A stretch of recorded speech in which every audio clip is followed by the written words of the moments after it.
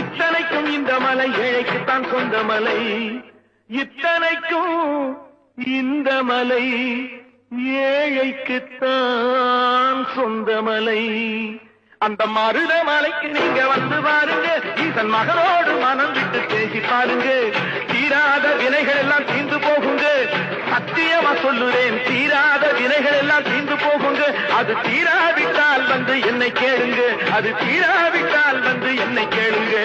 மருத மலைக்கு நீங்க வந்து பாருங்க.